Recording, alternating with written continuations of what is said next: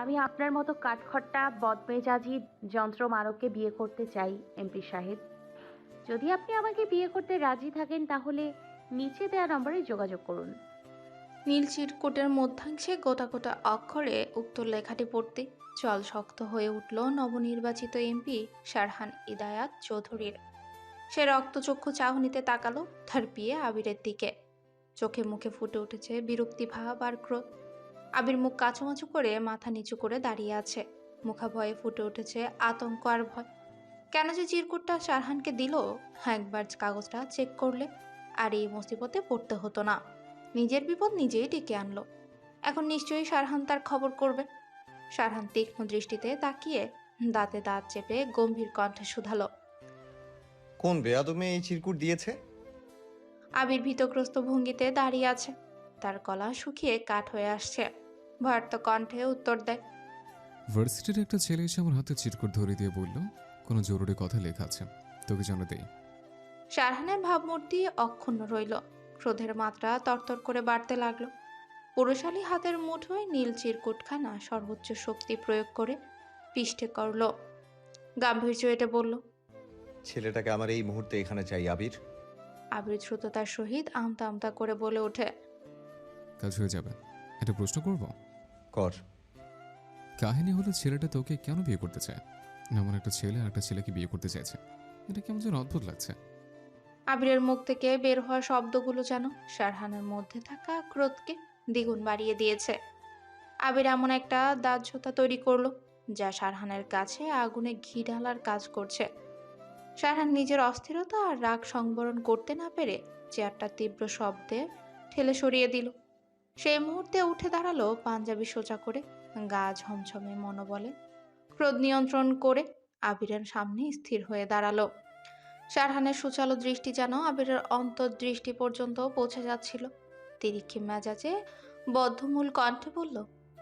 লেখার ধরন বলে দিচ্ছে এটা কোনো মেয়ে আমাকে উত্তেজিত করার জন্য ইচ্ছে করে লিখেছে। আর কোনোদিনও যদি এমন উল্টাপাল্টা বকেছিস তাহলে কথা বলার অবস্থায় থাকবি না। যে কাজ দিয়েছি সেটা দ্রুত শেষ কর। আবির ভয়ে তটস্থ হয়ে গেছে। তার নির্বুদ্ধিতার কারণে সে গভীর লজ্জিত অনুভব করছে। আসলে এমন একটা চিরকুট কোনো মেয়ে দিতে পারে এমনটা তার মনে আসেনি।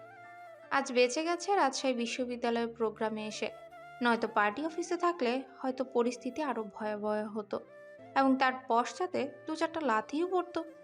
আবিরের নিকটে এখানকার পরিবেশ রেড অ্যালার্টের মতো, যে কোনো মুহূর্তে বড় কিছু ঘটতে পারে। তাই সে দ্রুত সিদ্ধান্ত নিল এখান থেকে বেরোতে হবে। সময় নষ্ট না করে তাড়াতাড়ি প্রশাসনিক ভবনের একটা রুমে চলে গেল সে।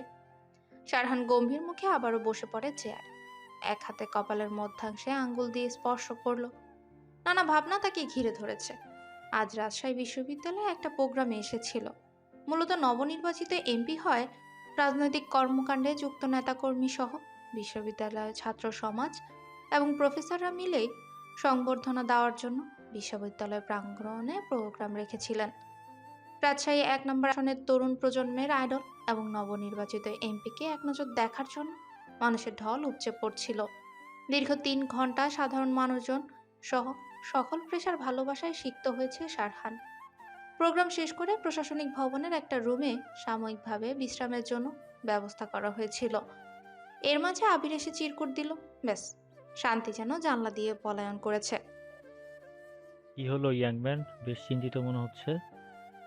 প্রফেসর নিয়াজ মোর্শেদের কণ্ঠস্বর কর্ণকুহরে প্রবেশ করতেই শারহানের ভাবনায় ছেদ পড়ে।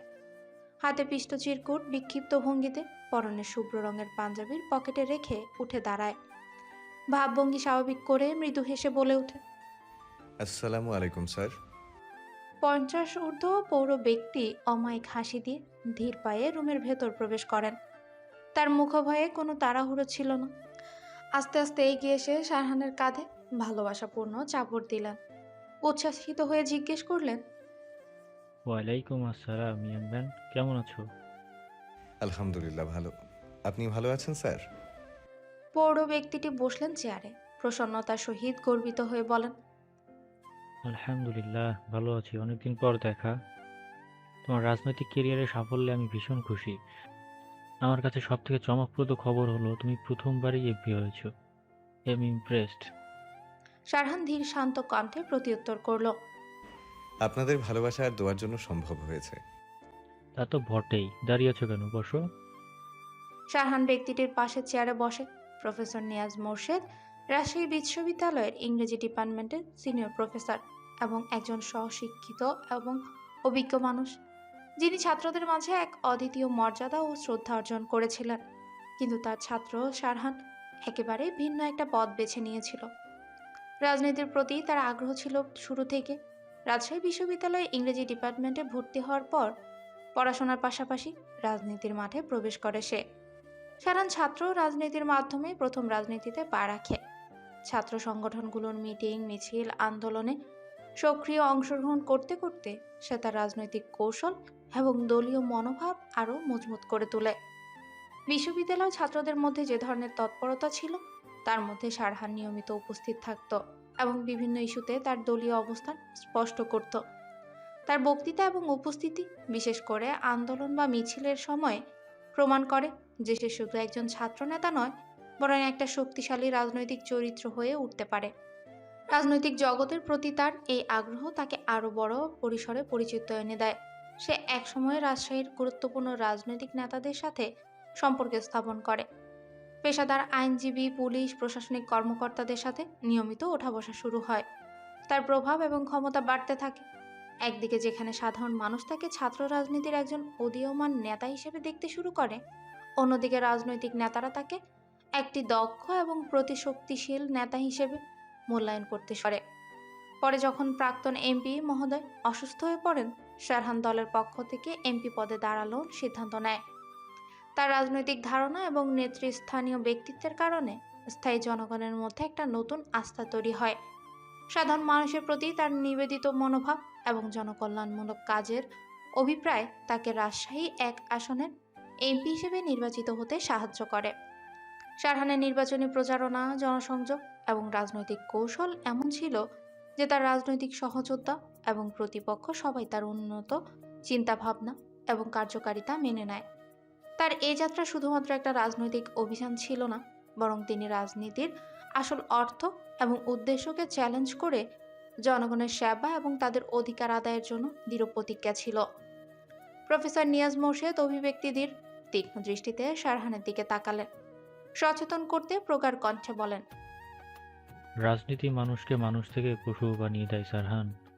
কয়েকদিন আগেই তুমি ছিলে একজন প্রথম সারির রাজনীতিবিদের ডান হাত, আর এখন তুমি একজন এমপি। চোখ কান খোলা রেখে চলাফেরা করো। যে পথে পা বাড়িয়েছ সে পথে কাঁটা ভীষণ। সাবধানে হাঁটলেও পায়ে কাঁটা বিদ্ধ হবে, এটাই কঠিন বাস্তব। কি বলতে চাইছি নিশ্চয়ই বুঝছো।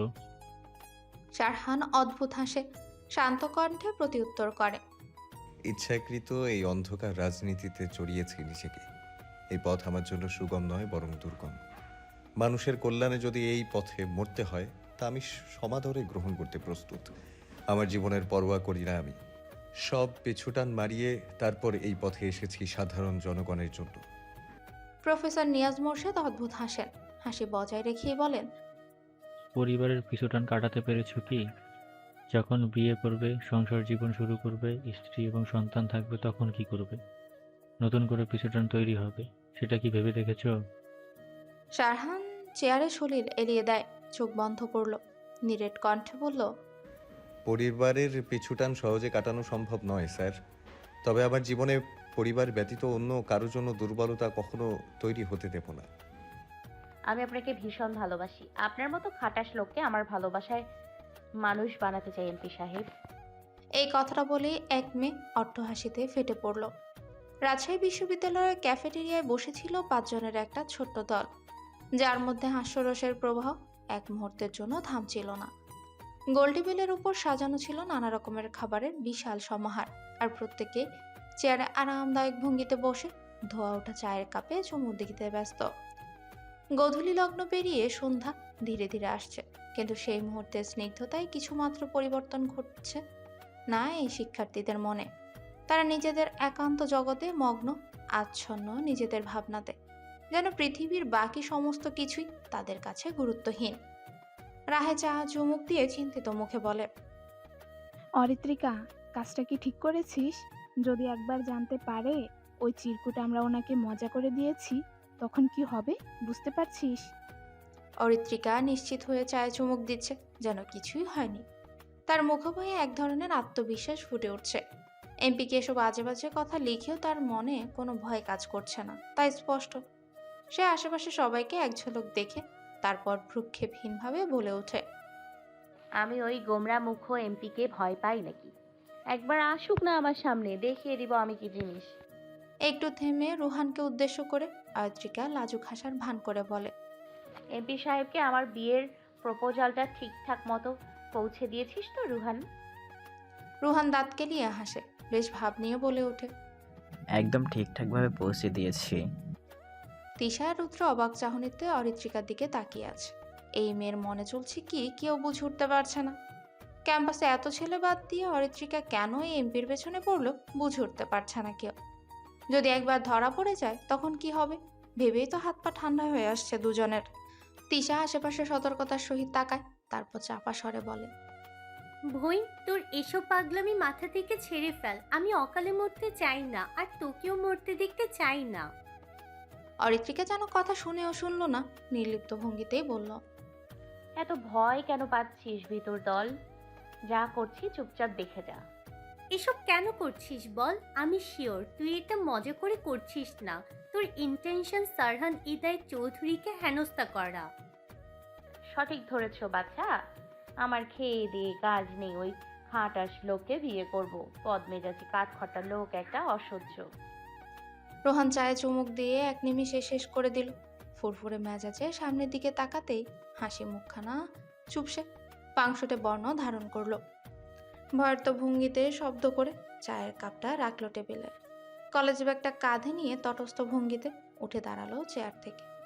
নিজেকে বাঁচাতে পা বাড়ালো অন্যত্রে। এই রুহান, কই যাচ্ছিস? অরিত্রিকার কণ্ঠস্বর শুনে রুহান পিছে ফিরে তাকায়। হাতের বলিষ্ঠ আঙ্গুল উঁচিয়ে ঢোক গিলে মিনমিন করে বলে, ইয়ে পেয়েছেন, তাই হয় করতে যাচ্ছি। অরিত্রিকা বাদে সবাই শব্দ করে হেসে ওঠে। অরিত্রিকা নাক মুখ কুচকে বলে, দাঁড়িয়ে না থেকে দ্রুত ওয়াশরুমে যা, নয়তো এখানে গিয়ে করে দিবি। রোহানকে আর পাইকে বাচ্চা আপন প্রাণ বাঁচিয়ে ছুটলো ক্যাম্পাসের ভেতর। অরিত্রিকা আবারও মেতে উঠলো আড্ডায়। তোমাদের মধ্যে রুহানকে?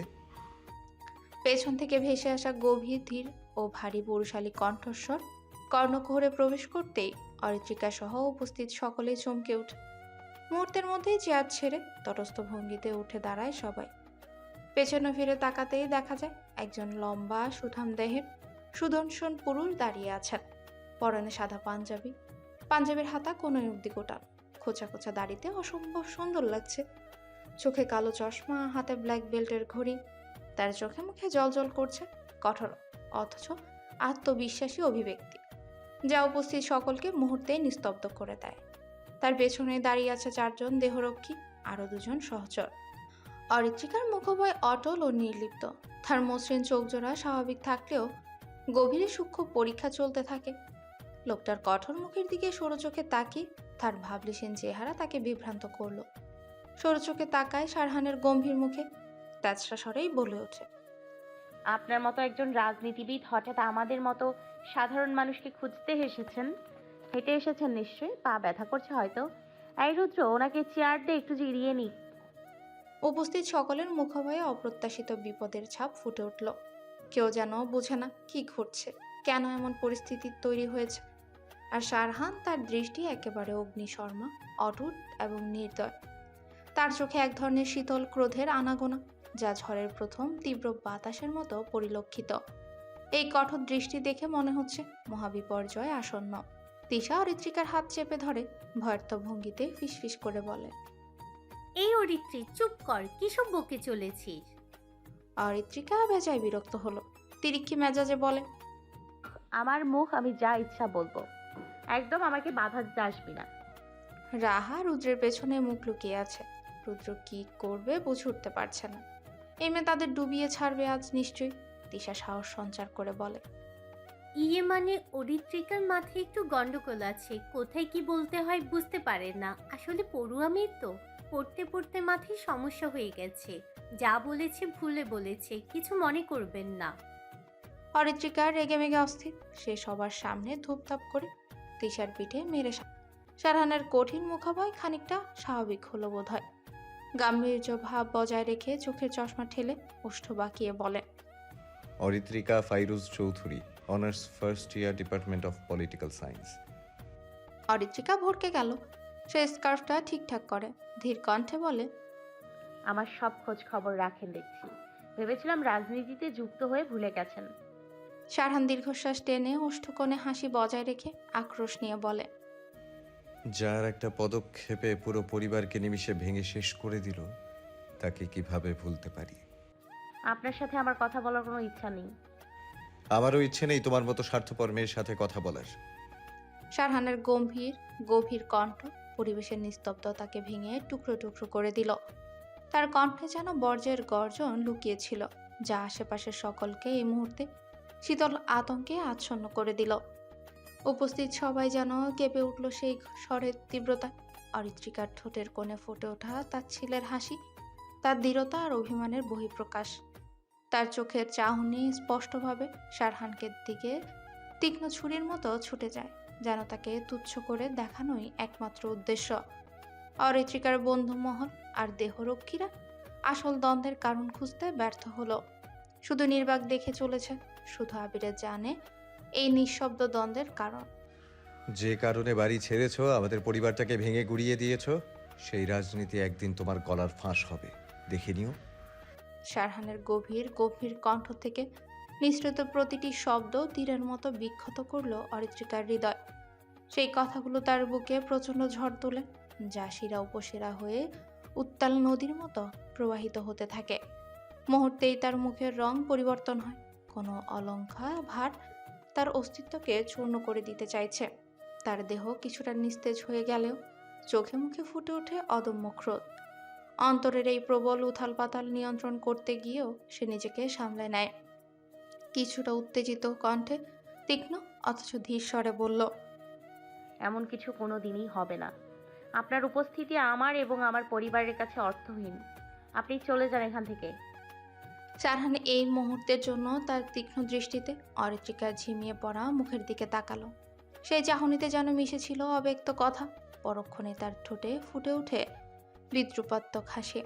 মুখ ঘুরিয়ে দিশার দিকে তাকিয়ে উপহাস মেশানো কণ্ঠে বলে, আপনার এই বান্ধবীকে নিয়ে পাবনার মেন্টাল হাসপাতালে গিয়ে ভর্তি করিয়ে দিন, অন্যথায় একদিন হয়তো খবর পাবেন রাস্তায় যাকে পাচ্ছে তাকে কামড় দিচ্ছে।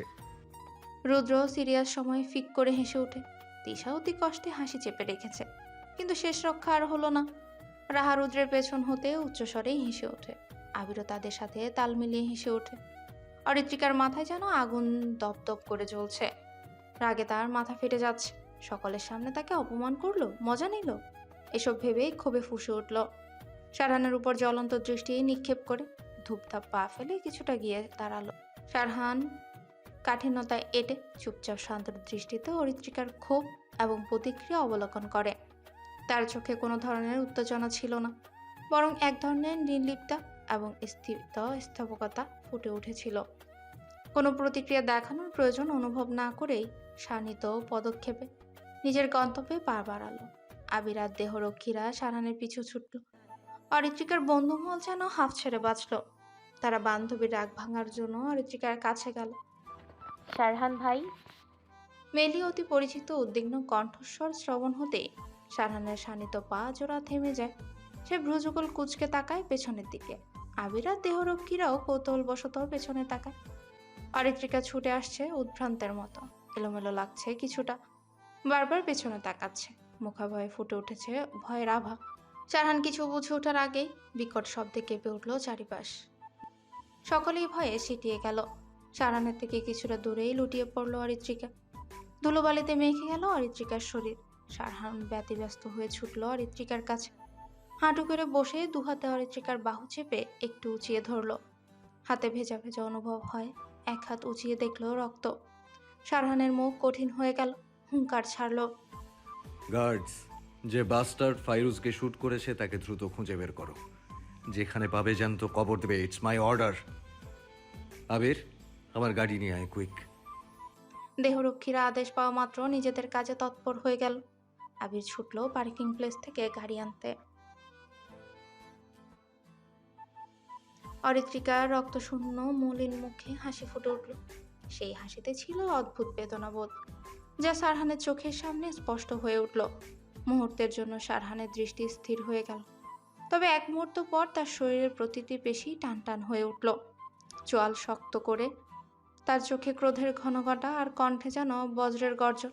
অরিত্রিকার অসহায় অবস্থাকে উপেক্ষা করে সে ক্রুদ্ধ গলায় বলল, তুই সত্যি স্বার্থপর মেয়ে ফাইরুজ, তুই সত্যি স্বার্থপর। এর জন্য কঠিন শাস্তি পেতে হবে তোকে। রাত 8:15। ঘড়ির কাঁটায় এই সময়টা একেবারে স্পষ্ট। কালো রঙের দুটো বিলাসবহুল গাড়ি এসে থামলো দোতলা বিশিষ্ট বাসার সামনে। গাড়িগুলোর আকৃতি, গ্লাসের টিন্ট আর আভিজাত্য দেখে স্পষ্ট বোঝা যাচ্ছে এগুলো সাধারণ গাড়ি নয়, কোনো ভিআইপি মানুষের আগমনেরই ইঙ্গিত দিচ্ছে এই দৃশ্য। প্রথম গাড়ির দরজা খুলতেই নামলো দুজন উচ্চতা ও গড়নগত দিক থেকে শক্তপোক্ত দেহরক্ষী। তাদের সতর্ক চোখ চারপাশে সবকিছু পর্যবেক্ষণ করতে শুরু করলো। এরপরই দ্বিতীয় গাড়ির দরজা খুলে নামলো সারহান এবং তার সাথে অরিত্রিকা। দুজনেই ক্লান্ত মনে হলো, চেহারায় ছাপা গভীর ভাবে স্পষ্ট। মূলত তারা দুজনেই দীর্ঘ সময় হাসপাতালে কাটিয়ে ফিরেছে এবং এই সফরের ক্লান্তি তাদের আচরণে ফুটে উঠছে। দেহরক্ষীরা বাসার সামনের দিকে অবস্থান নেয়। অরিত্রিকার হাতে কনুইয়ের উপরিভাগ দিয়ে গুলি ছুঁয়ে বেরিয়ে যাওয়ার পর থেকে শরীর যেন ভেঙে পড়েছে। ডাক্তাররা ড্রেসিং আর ব্যান্ডেজে আপাতত ক্ষতস্থান চাপ কমালেও ভেতরে ব্যথা আর দুর্বলতা তাকে কাবু করে ফেলেছে। মেডিসিনগুলো নেওয়া শুরু করলেও শরীর এখনও সেই ধাক্কা কাটিয়ে উঠতে পারেনি। তবে সপ্তাহখানেক পূর্ণ বিশ্রাম নিতে হবে। কিন্তু রক্তক্ষরণের ফলে অরিত্রিকার শরীর দুর্বল হয়ে গেছে। মাথাটা ক্রমাগত ঝিমঝিম করছে আর তার চারপাশে সবকিছু ধীরে ধীরে আবছা হয়ে আসছে। শরীর খারাপ লাগছে? সারহানের কণ্ঠ অতি শান্ত। অরিত্রিকা নড়ে চড়ে ওঠে, অন্যত্র মুখ ঘুরিয়ে বলে। সারহান গাড়ির গায়ে হেলান দিয়ে দাঁড়িয়ে রয়। তার ভঙ্গিমায় ছিল শীতল কিন্তু ভীষণ প্রভাবশালী গাম্ভীর্য। বক্ষে দুহাত গুজে তীক্ষ্ণ দৃষ্টিতে অরিত্রিকার দিকে তাকিয়ে রইল। তার চোখের চাহনি ভেদ করে দিতে চাইছিল অরিত্রিকার সমস্ত প্রতিরোধ। গম্ভীর কণ্ঠে বলল, এত বড় একটা ইনসিডেন্ট ঘটে গেল অথচ তোর ঘাড়তে আমি কমলো না। অরিত্রিকার আগে চোখ গরম করে সরাসরি সারহানের দিকে তাকালো। তার দৃষ্টিতে চরম বিরক্তি আর তীব্র ক্ষোভ। সারহান সে দৃশ্য দেখে ঠোঁট বাঁকিয়ে ঠান্ডা বিদ্রুপাত্মক হাসি দিল। সেই হাসি অরিত্রিকার রক্তে আগুন ধরিয়ে দিয়েছে। তার ধৈর্যের বাঁধ একেবারে ভেঙে গেল। গমগমে কণ্ঠে উচ্চস্বরে বলে ওঠে, আপনি আসলে একটা অসহ্যকর মানুষ সারহান ভাই। সকালে একটা কালো বিড়ালের মুখ দেখে উঠেছিলাম, তাই হয়তো আজকে আপনার মতো বদমেজাজি মানুষের সাথে দেখা হয়ে গেল। তার কথাটার প্রতিটি শব্দ ঝাঁঝালো আগুনের মতো ছিটকে পড়ল। কিন্তু সারহান বিন্দুমাত্র বিচলিত হলো না, বরং তার ঠোঁটের কোণে সেই বাঁকা হাসিটা আরো চওড়াও হয়ে ওঠে। শান্ত গলায় বলল, কালো বিড়াল? আমার ধারণা তুই আয়নায় নিজেকেই দেখেছিলি ফাইরুজ, কারণ যতটা বদমেজাজি তুই সেটা ওই বিড়ালকেও হার মানাবে। সারহানের এই কথায় অরিত্রিকার মুখ রাগে লাল হয়ে উঠল। সে আরো কিছু বলতে চাচ্ছিল, কিন্তু সারহানের ঠান্ডা চাহনি তাকে থামিয়ে দিল।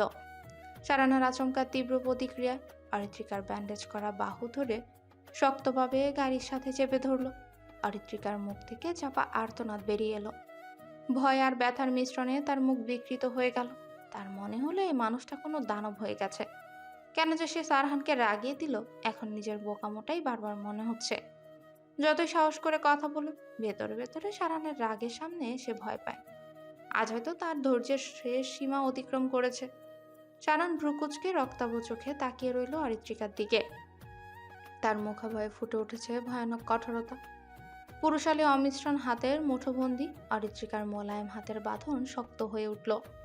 অরিত্রিকা তীব্র ব্যথায় কেঁপে উঠল। সারহান ধীরে ধীরে অরিত্রিকার মুখের কাছে ঝুঁকে এসেছে। এই বিব্রতকর পরিস্থিতি থেকে অরিত্রিকা নিজেকে বাঁচাতে গাড়ির সাথে মিশে গেল। তার পুরো শরীর কাঁপছে, গলা শুকিয়ে কাঠ হয়ে গেছে। অরিত্রিকা আশেপাশে আতঙ্কিত ভঙ্গিতে চোখ বুলিয়ে দেখল। চারপাশে মানুষজন নিজেদের কাজে এতটাই ব্যস্ত যে কেউ তার দিকে একবারও তাকাচ্ছে না। দেহরক্ষী দুজন অন্যত্র চোখ ঘুরিয়ে আছে, যেন তারা এই ঘটনাটা দেখেও দেখছে না। অরিত্রিকা নিজেকে মুক্ত করার প্রাণপণ চেষ্টা করছে, কিন্তু সারহানের দৃঢ় মুঠো থেকে বেরোনো অসম্ভব হয়ে উঠেছে। তার অতিরিক্ত টেনশন আর ভয়, শীতের রাতেও কপালে বিন্দু বিন্দু ঘামের উপস্থিতি। হাত ছাড়ানোর চেষ্টায় তার শক্তি ক্ষীণ হয়ে আসছে। অরিত্রিকার চোখ ভরে উঠল অশ্রুতে। হেরে যাওয়া এক সৈনিকের মতো কণ্ঠের তীব্র কাতরতা মিশিয়ে বলল, আমায় ছেড়ে দিন শারহান ভাই। আশেপাশের মানুষ কিংবা আব্বু আম্মু দেখলে তুলকালাম বেঁধে যাবে। সারহানের কোনো দোলাচলা দেখা গেল না। তার কঠোর দৃষ্টির আড়ালে শীতল স্থিরতা বিদ্যমান। ধীর পায়ে এগিয়ে এসে সে অরিত্রিকার কপালে এলোমেলোভাবে পড়ে থাকা চুলগুলো ফু দিয়ে সরিয়ে দিল। তার ঠোঁটে বিদ্রুপাত্মক বাঁকা হাসি খেলে গেল।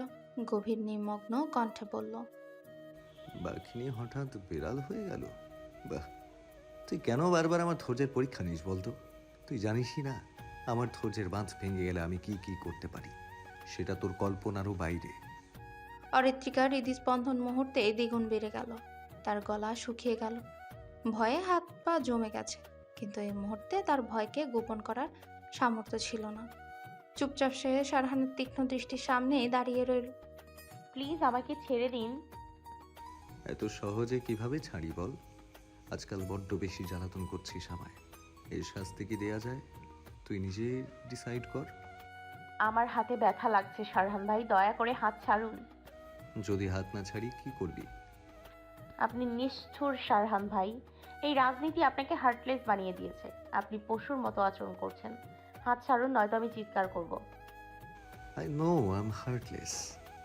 এই যে আকুতি মিনতি করছিস, তবু একটু দয়া হচ্ছে না জানিস? কেন যেন তোর ভয়ার্ত চেহারা অন্যরকম প্রশান্তি দিচ্ছে। চিৎকার করতে চাইলে করতেই পারিস, কিন্তু এতে তোর চরিত্র নিয়ে প্রশ্ন উঠবে।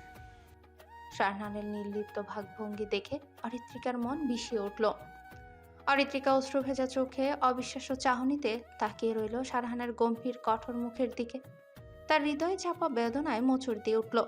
ভাবতেই অবাক লাগছিল, সামনে দাঁড়িয়ে থাকা এই মানুষটি কি সেই সারহান ভাই যাকে একসময় সে চিনত? আজকে সারহান ভাই অন্য কেউ। তার চোখে আর কোনো কোমলতা নেই, আর কথায় কোনো উষ্ণতা নেই। যেন 2 বছর আগে কোনো এক ঘটনায় তার ভেতরের সমস্ত মানবিকতা চূর্ণ হয়ে গেছে। অরিত্রিকার মনে প্রশ্ন জাগলো, কেন এমন হলো? এই 2 বছরের মানুষে এতটা বদলে গেল। শুধু তার প্রতি ক্ষোভ আর ঘৃণা কি এই পরিবর্তনের মূল কারণ, নাকি এর পেছনে আরো কিছু লুকিয়ে আছে? তার চোখে জল জমে উঠল, কিন্তু সে জেদ চেপে জল গড়িয়ে পড়তে দিল না। সারহানের বদলে যাওয়া সত্তার মুখোমুখি দাঁড়িয়ে থাকার সাহস সঞ্চয় করলো, কিন্তু তার মনের গভীরে একটাই চিন্তা ঘুরপাক খাচ্ছে। শারহান ভাই, আপনি এমনটা কেন? এমন নিষ্ঠুর হতে পারলেন কিভাবে? অরিত্রিকা মলিন মুখে অস্পষ্ট স্বরে বলে ওঠে, 2 বছর আগে ঘটে যাওয়া ঘটনার জন্য শাস্তি দিয়েছেন শারহান ভাই। সারহান ধীরে ধীরে অরিত্রিকার হাত ছেড়ে দিল। তার দৃষ্টি তখনও অরিত্রিকার দিকে স্থির, তবে এবার সেটাতে বিদ্রুপ মেশানো। একটু দূরেই সরে দাঁড়িয়ে সহালকা হেসে বলল, তুই বড্ড বোকা ফাইরুজ। সবাই শুধু আমার নিকৃষ্ট সত্তাকে দেখলি, আর সেইটুকুতেই বিচার করে নিলি।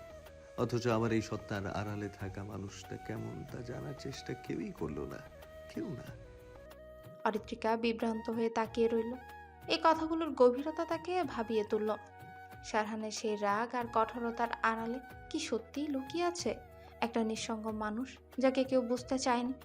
অরিত্রিকা ব্যান্ডেজকৃত হাত অন্য হাত দিয়ে চেপে ধরে আছে। ব্যথায় চিনচিন করছে পুরো হাত। ভয় আতঙ্কে সে জর্জরিত। ব্যথা গিলে সে নিয়ে ভেজা নেত্রপল্লবে সারহান নামক মানুষটার দিকে তাকায়। সেই ধীর শান্ত চাহনি শ্যাম মানবটার মাঝে কিছু একটা খুঁজতে তৎপর হয়ে উঠল। মানুষটা কি নিজেকে নতুন করে খোলসে আবৃত করেছে? হয়তো। তার দুচোখ জুড়ে দ্বিধাদ্বন্দ্বের দেয়াল। পুরনো আমাকে খুঁজছিস? লাভ নেই বুঝলি, কারণ এই 2 বছরে পুরনো সারহান হারিয়ে গেছে। সারহান হেয়ালি করে বলল কথাটা, কিন্তু অরিত্রিকা তপ্ত শ্বাস ফেলে বলে, শুধু আপনি নন, সবাই বদলে গেছে। একটু থেমে শান্ত কণ্ঠে বলল, আমাদের বাসায় চলুন, আব্বু আম্মুর সাথে দেখা করে তারপর যাবেন। যাকে ঘৃণা করিস তাকে বাড়িতে ডাকছিস? আপনাকে আমি ঘৃণা করি না শারহান ভাই। অরিত্রিকা নিজেকে সামলে নেয়, আশেপাশে চোখ ঘুরিয়ে নেয়। রাস্তার ওপাশ থেকে মানুষজন তাদের দিকে তাকিয়ে আছে। সে বিব্রত বোধ করলো, দৃষ্টি ফিরিয়ে পা বাড়ালো বাসার দিকে। 1 সপ্তাহ ভার্সিটি যাওয়া অফ, টাইম মতো মেডিসিন নিবি আর আগামীকাল বিকেলে ড্রেসিং করিয়ে নিবি। এগুলোর একটারও যদি নড়চড় হয় তাহলে তোর খবর আছে। শারহান শান্ত কণ্ঠের হুমকিতে অরিত্রিকার চঞ্চল পাজরা থেমে যায়। তড়িৎ বেগে ঘাড় ঘুরিয়ে পেছনে তাকায়। শারহান চশমা পরে গাড়িতে বসে পড়েছে। দুজন দেহরক্ষীর একজন দ্রুততার সহিত গাড়ির সামনেই বসে পড়ল, অপরজনও শারহানের গাড়ির সামনে সিটে বসল। সেই গাড়ির গ্লাস নামানো, তাই অরিত্রিকার দৃষ্টি সাদা পাঞ্জাবি পরিহিত কাঠখোট্টা শ্যাম মানবের উপরেই পড়ে। গাড়ি স্টার্ট দেয়। গন্তব্য তাদের রাজশাহী উপশহরের দিকে। গাড়ি ছাড়ার কিছু সময় পর শারহান হঠাৎ বাহিরে তাকাল। সরাসরি চোখাচোখি হলো অরিত্রিকার সাথে। অরিত্রিকার তীক্ষ্ণ চাহনিতে কেঁপে উঠে অন্যত্র চোখ সরিয়ে নেয়। শারহান চোখ ফিরিয়ে নেয়। পকেট থেকে ফোন বের করবে এমন সময় সামনে বসে থাকা একজন দেহরক্ষী বলে ওঠে, স্যার, আপনার চিরকুট। শারহানের কপালে চিন্তার ভাঁজ পড়ে। গম্ভীর কণ্ঠে বলে, কি লেখা আছে পড়ো। স্যার, আপনাকে কেউ বিয়ে করতে চায়, রাজি আছেন কিনা জানতে চাইছে। যদি রাজি থাকেন তাহলে 01 নম্বরে কল করতে বলছে। শারহান বিরক্ত হলো। মন মেজাজ বিগড়ে গেল তার। কে এই মেয়ে যে তাকে এমন করে ডিস্টার্ব করছে? রাজশাহীর এক আসনের নবনির্বাচিত এমপিকে হত্যার চেষ্টা, এই হেডলাইনটা প্রতিটি নিউজ চ্যানেলের শীর্ষে উঠে এসেছে। আর সন্ধ্যার পর থেকে দেশের প্রতিটি প্রান্তে এটি আলোড়ন সৃষ্টি করেছে। রাজনৈতিক মহলে, সাধারণ মানুষের মধ্যে, সব জায়গাতেই এই ঘটনা নিয়ে তোলপাড় চলছে। কলগুলো একে একে চৌধুরী বাড়িতেও আসছে। আরশাদ সাহেব ক্লান্ত হয়ে উঠেছেন প্রতিটি কল রিসিভ করতে গিয়ে। লিভিং রুমে বসে আছেন আরশাদ সাহেব, তার স্ত্রী তানিয়া বেগম এবং ছোট ছেলে সাদাত। তিনজনের মুখে উদ্বেগের ছাপ স্পষ্ট। আবির কল করে জানিয়েছে যে শারহান পুরোপুরি ঠিক আছে, তবে বাড়ির বাইরে নিরাপত্তা আরও বাড়ানো হয়েছে, বিশেষ করে গার্ডসদের সংখ্যা। সদর দরজা খুলে প্রবেশ করলো শারহান, ভীষণ ক্লান্ত শরীর। লিভিং রুমে চোখ পড়তে সচল হলো মস্তিষ্ক। ক্লান্ত ভাব আড়াল করে এগিয়ে গেল তিনজনের দিকে। তানিয়া বেগম মাথা উঁচিয়ে সামনে তাকিয়ে দেখল শারহান দাঁড়িয়ে আছে। পরনে সাদা পাঞ্জাবিতে রক্ত দেখে আটকে উঠলেন তিনি, হাউমাউ করে কেঁদে উঠে। শারহানের দুহাত উদ্ভ্রান্তের মতো দেখতে দেখতে বলেন, আব্বা, কোথায় লেগেছে তোর? পাঞ্জাবিতে এত রক্ত কেন? শারহান মাকে জড়িয়ে ধরে, মাথায় হাত বুলিয়ে শান্ত কণ্ঠে বলে। মা, আমি একদম ঠিক আছি। তানিয়া বেগম কন্ধনরত কণ্ঠে বলে, তোকে কতবার বলেছি এই রাজনীতিতে জড়াস না, কিন্তু আমার বারণ করা সত্ত্বেও সেটাই করলি। তোর যদি কিছু হয়ে যায় আব্বা, আমরা কি নিয়ে বাঁচবো? শারহান আশ্বস্ত করে বল, তোমাদের দোয়া আমার সাথে থাকলে কিচ্ছু হবে না। এবার কান্না বন্ধ করো। শারহান তানিয়া বেগমকে ছেড়ে দেয়। সাদাত আর আরশাদ সাহেবকে উদ্দেশ্য করে বলে, আমি একদম ঠিক আছি, টেনশনে কিচ্ছু হয়নি। আরশাদ সাহেব বলেন, শুনলাম ভার্সিটির কোনো মেয়ে তোমাকে বাঁচিয়েছে, মেয়েটার নাকি গুলি লেগেছে, এখন কি অবস্থা? গুলি হাত ছুঁয়ে বেরিয়ে গেছে, ক্ষত তেমন গুরুতর নয়। মেয়েটিকে ডক্টর দেখিয়ে নিজ দায়িত্বে পৌঁছে দিয়েছি বাসায়। তানিয়া বেগম শাড়ির আঁচল দিয়ে মুখ মুছে বললেন, মেয়েটি ছিল দেখে তুই আমার কাছে সহি সালামতে ফিরে এসেছিস। আব্বা, মেয়েটিকে আগামীকাল দেখতে যাব। মেয়েটার বাসার ঠিকানা দিস তো। শারহান পা বাড়ালো রুমের দিকে। সিঁড়ি বেয়ে উঠতে উঠতে প্রতি উত্তর করলো, মেয়েটির নাম অরিত্রিকা ফাইরুজ চৌধুরী। তুমি বাবা আর সাদাত গিয়ে দেখে এসো। শারহান দরজা খুলে নিজ রুমে প্রবেশ করলো। বিক্ষিপ্ত ভঙ্গিতে দরজা আটকে পাঞ্জাবি বোতাম খুলতে শুরু করে। পকেট হতে ফোন বের করে ছুঁড়ে ফেলে বিছানা। পাঞ্জাবি খুলে অবহেলায় ডিভানে ছুঁড়ে ফেলে। ধপ করে বসে পড়লো বিছানায়। ক্রোধে জর্জরিত চোখ দুটো সাদা পাঞ্জাবিতে লেখে থাকা শুকিয়ে যাওয়া রক্তের দিকে। শারহান দু হাতে খামচে ধরলো চুল, মাথা নিচু করে বিড়বিড় করে আওড়ালো, নয়ন তালুকদার, কাজটা তুই ঠিক করলি না। অরিত্রিকা মুখ গোমরা করে বিছানার একপাশে বসে আছে। চোখে মুখে স্পষ্ট অস্বস্তি আর শরীরে ভঙ্গিতে একরাশ ক্লান্তি। পাশে বসে থাকা বড় বোন অরিন চুপচাপ গালে হাত দিয়ে গভীর চিন্তায় মগ্ন। কিছুক্ষণ আগে অরিত্রিকা বাড়িতে প্রবেশ করেছে। তার আগমনে বাড়িতে ঝড় উঠেছে। সাদি বেগমের প্রশ্নের ঝাঁপি খুলেছিলেন। এত রাত হলো কেন? ফোন ধরিস না কেন? তার রাগী কণ্ঠস্বর পুরো বাড়ি কাঁপিয়ে তুলেছে। অরিত্রিকা ব্যান্ডেজ করা হাত স্কার্ফ দিয়ে ঢাকার ব্যর্থ চেষ্টা করছিল, কিন্তু মায়ের সূক্ষ্ম দৃষ্টি ফাঁকি দেওয়ার ক্ষমতা যেন কারণে। সাথী বেগমের চোখ ঠিক দেখে নিল সেই আঘাত। এরপর কান্নাকাটি আর অভিযোগের মহড়া। আজমল সাহেব এসে পরিস্থিতি সামাল দেওয়ার চেষ্টা করলেও তিনিও শেষে রাগে ফেটে পড়েন। কিভাবে লাগলো তোর হাত? কঠোর স্বরে প্রশ্ন করেন। অরিত্রিকা কোনো রকমের মিথ্যের আশ্রয় নেয়। ছোটখাটো একটা অ্যাক্সিডেন্ট বলে নিজেকে বাঁচানোর আপ্রাণ চেষ্টা করে। বুজুং বাজুং বুঝিয়ে পরিস্থিতি শান্ত করে। অরিত্রিকা নিজের রুমে এসে হাফ ছাড়লেও মনে হচ্ছিল পুরো শরীরের রক্ত যেন উল্টা পথে বইছে। পেটে চাপা ব্যথা অনুভব হচ্ছিল, সেটা হলো কথার বদহজম। মনে হচ্ছিল এ বুঝি কথার ভারে পেট ফেটে যাবে। আর কোনো উপায় না দেখে ভার্সিটিতে ঘটে যাওয়া ঘটনার পুরো কাহিনী অরিনের সামনে উগরে দিল। অরিন পুরো কাহিনী শুনে থম মেরে বসে আছে। তার চোখে দৃষ্টি শূন্য স্থির, মুখাবয় অদ্ভুত শূন্যতা। কোনো কথা বলার চেষ্টা করেও যেন পারছে না। অরিত্রিকা চুপচাপ বসে অরিনের দিকে তাকিয়ে আছে। বোনের কাছ থেকে কোনো প্রতিক্রিয়া না পেয়ে সে অস্থির হয়ে ওঠে। অরিত্রিকার পেটের ভেতর ছোটখাটো একটা বাঘ গর্জন করতে শুরু করেছে ক্ষুধার তাড়নায়।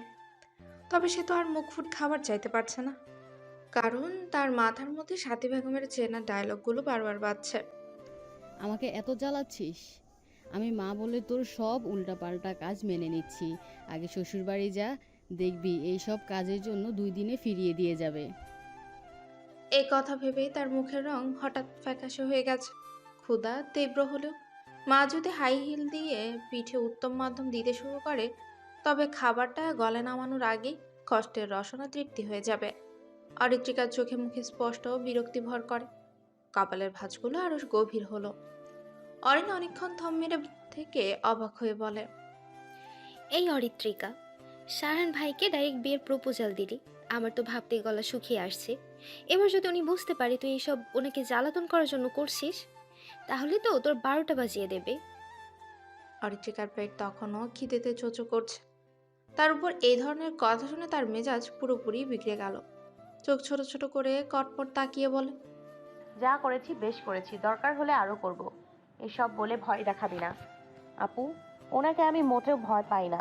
এই আসছে হিটলার, যার নাম শুনলেই থরথর করে কাঁপবো। অরিত্রিকার গলার আত্মবিশ্বাস আর কথার তীক্ষ্ণতা শুনে অরিনের মুখ ফসকে হাসি বেরিয়ে আসতে চাইল, কিন্তু নিজেকে সংযত করে বলল, তুই একদিন সত্যি সত্যি ওনার হাতে থাপ্পড় খাবি, তখন বুঝবি কার সাথে পাঙ্গা নিয়েছিস। অরিত্রা গো গো শব্দ করে আপুর কথায় কান্না দিয়ে বিছানায় ঢলে পড়ে, বলে, ওই কাঠখোট্টা বদমেজাজি মানুষটার কথা বলিস না আপু, এমনি ওনাকে ভয় টয় পাই না। অরিন নড়ে চড়ে বসে, তীক্ষ্ণ দৃষ্টিতে অরিত্রিকার মুখে তাকিয়ে প্রশ্ন করে, সত্যি ভয় পাস না?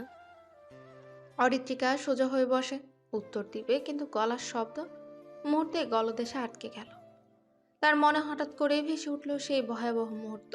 সারহান কিভাবে তার হাত চেপে ধরেছিল, সেই তীক্ষ্ণ চাহনি, কঠোর ভঙ্গি। মুহূর্তটা ভাবতেই তার শরীর শিউরে উঠল। সারহান ভাইকে ভয় করে না বললেও মিথ্যে হবে। মানুষটাকে সে আগে সত্যি জমের মতো ভয় পেত। তবে ভেবেছিল এই 2 বছরে সেই ভয় হয়তো উবে গেছে, কিন্তু আজ সে ভুল প্রমাণিত হলো। সাহস দেখিয়ে তর্ক করলেও সারহানের সামনে দাঁড়িয়ে থাকা মানে যেন জ্বলন্ত আগুনের সামনে দাঁড়ানো। তার হৃদস্পন্দন তখনও দ্রুত ছিল, সেই তীক্ষ্ণ দৃষ্টি যেন এখনো তাকে পোড়াচ্ছে। তবে এসব কাউকে জানানো যাবে না। অরিত্রিকা ধীর মনে নিজেকে সামলে নিল, মুখে এক গাল ভান করে বলে, ভয় কই না তো, সত্যি বলতে একটুও ভয় পাই না। অরিত্রিকা এতটুকু বলেই চুপ হয়ে গেল। তার মুখে গভীর চিন্তার ছাপ স্পষ্ট। 2 হাতের তালু ঘষতে ঘষতে সে যেন নিজের মধ্যেই কিছু খুঁজে বেড়াচ্ছে। এই মেয়ের এমন আচরণ দেখে অরিনের কপালে চিন্তার ভাঁজ আরো গভীর হয়ে উঠল। একদিকে এত বড় কাণ্ড ঘটিয়ে এসেছে, অথচ এখন সে একেবারে চুপচাপ। অরিন তীক্ষ্ণ দৃষ্টিতে তাকিয়ে বলে, তোর কপালে শনি নাচছে রে অরিত্রিকা, সাবধানে থাকিস। অরিত্রিকা কটমট করে অরিনের দিকে তাকায়। অরিন তা দেখে যেন দেখলই না। ফোন হাতে নিয়ে ফেসবুকে ঢুকে এর মাঝে দরজার শব্দ করে খুলে প্রবেশ করেন সাথী বেগম। মুখ রাগে লাল হয়ে আছে, এক হাতে খাবারের প্লেট, অন্য হাতে পানির গ্লাস নিয়ে বিছানার এক পাশে রাখে। সাথী বেগমের হঠাৎ রুমে প্রবেশ করতে দেখে অরিত্রিকা অরিনের পেছনে কম্বল মুড়িয়ে ভয় নিজেকে আড়াল করে চলেছে। তা খুব ভালোভাবেই লক্ষ্য করেন সাথী বেগম। অরিনকে উদ্দেশ্য করে থমথমে কণ্ঠে বলে, তোমার গুণধর দুধে দোয়া তুলসী পাতা বোনকে খাবার খাইয়ে উদ্ধার করো। ব্যাস এটুকু বলি ধপাতপ পা ফেলে রুম থেকে বেরিয়ে গেলেন। অরিন মায়ের কথা শুনে ফোন রেখে ওয়াশরুমে গেল হাত ধুতে। অরিত্রিকা এলোমেলো চুলগুলো হেয়ার ব্যান্ড দিয়ে আটকে নিল, বিড়বিড় করে বলল, আজ তো কপাল ভালো রে অরিত্রিকা, দুইবার সিংহর কবলে পড়লি, দুইবার বাঘিনীর কবলে পড়লি, তাও সহি সালামতে বেঁচে আছিস।